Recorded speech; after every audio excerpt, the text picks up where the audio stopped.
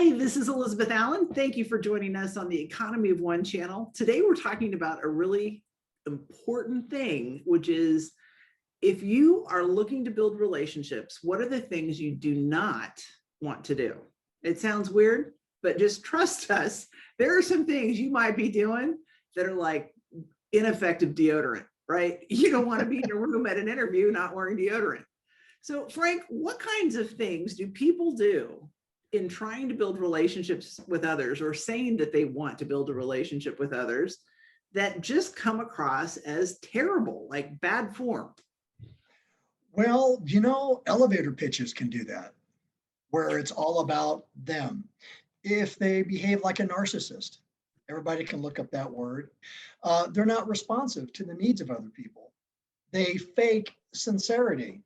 They aren't authentic. And you can only fake sincerity for so long. But not being responsive and not really having the genuine attitude of not keeping score.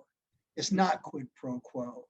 Not having the understanding that anytime you get together with a quality person, therein lies the value.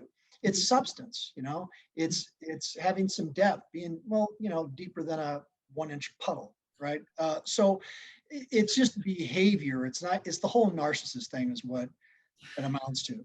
So when I work with people, and I've been in many situations that kind of come to this, I'm going to just describe worst case scenarios, some of the things I've encountered. People who call me at 6:30 at night knowing I have 2 kids. Okay, I'm in the middle of dinner and you expect me to take the call? That communicates volumes.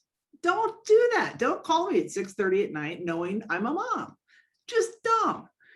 Another thing, don't send me an email that is clearly being addressed to 500 other people. That tells me you don't really value me as a person and what I can do for you. In fact, you choose to speak in general terms to me and all of your other fans, and I don't have time for that. It just comes across as rude when I value my time in a personal relationship with you. I've demonstrated that to you by spending time with you, and then you send me back some commercial spammy response that you're sending to 500 other people. It says a ton about how you value me. And Elizabeth, and if you're in the midst of a career transition, you just come across as desperate. Right. People aren't going to be responsible for your career transition, right? They've got their own lives to lead. You're not, it's the individual, and those 530 people, what are the odds that John Doe actually has a relationship that he's even nurturing with those 530 people, right? So it's just being like blind to everything around you but yourself. Again, I get back to the narcissist thing.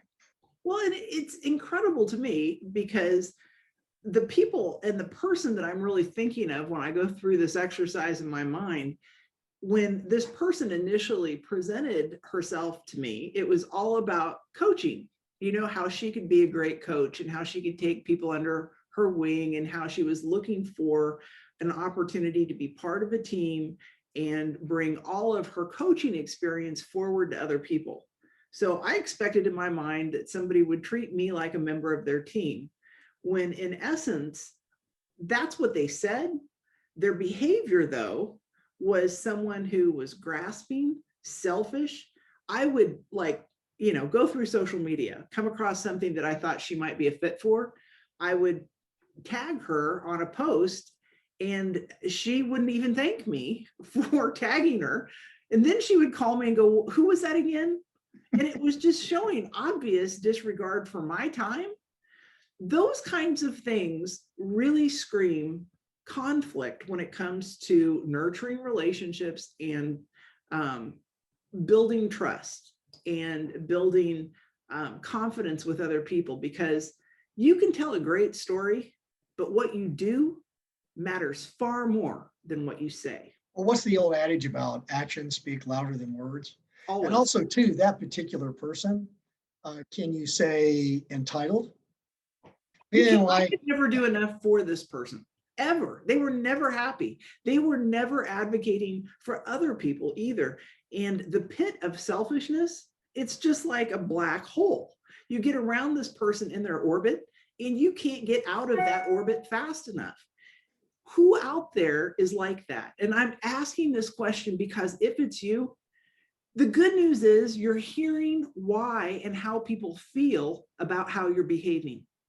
If it's you, if you're handing people generic resumes, if you're sending out 500 emails to people, if you're telling people you're a great coach, but you never show up for one other person to help coach one other person, and it's all about me, it's the about me show, stop it. Yeah, nobody cares about the status. Nobody cares about the status of your transition or your job search. They really don't care. Those people you're sending. We've talked about it before, percentage wise. 60% of the people out there have good hearts, will help you when they can. The next 30% are the people we're talking about, narcissists. No matter what you do for them, they will never help you, right? Then you have that sweet 10%. That's what we look for, right? That's what we're in search of. Right. And there's plenty of that out there. So. And we want to teach you to be part of this sweet 10%. Why? Because some of those narcissists can be converted. We really believe that. We believe. I've had some. I've witnessed some of that. Yes, it can be done. So don't be one of those little bad sheep running around out there, because people can smell you before they see you. Yeah, sure can. So if you're wondering why people aren't responding to your calls, when you reach out, or avoiding you, really look at yourself in the mirror and ask why. Maybe you don't mean to be, but you just need to be aware of it. But know that those are the people that individuals that get it. No way are they going to introduce you to their relationships. No right. way. The other thing I will say in just conclusion is this: if you want to be a person who leaves a positive impact with other people, really be positive. Do not go to a person trying to convey an idea or convey your value and end the call by complaining about what's happened to you, because what they will be left with is the feeling that you left them with instead of what you intended to convey. And it's really important. This is why we have the accountability groups. This is why we have the prayer and support group that Economy of One sponsors weekly. It becomes a safe place that if you are exhausted from interviews, if you have felt rejection, if you are internalizing the stresses associated with the seeking process, you need a safe place to park and vent negative emotions. And your connectors and banner wavers and friends are not always the best place to go.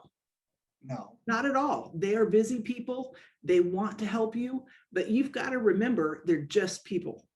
And you have a chance to leave an impression with them. And the impression that you leave needs to be positive based on good energy, because we affect or infect people that we communicate with. Yeah, and don't we talk all the time about leaving behind a good footprint? I don't know who said it. I'd give them credit. But if you help enough people get what they want, you'll get what you want. Always. Thank you for being with us today on the Economy of One. This is a little bit about relationships. Please subscribe today.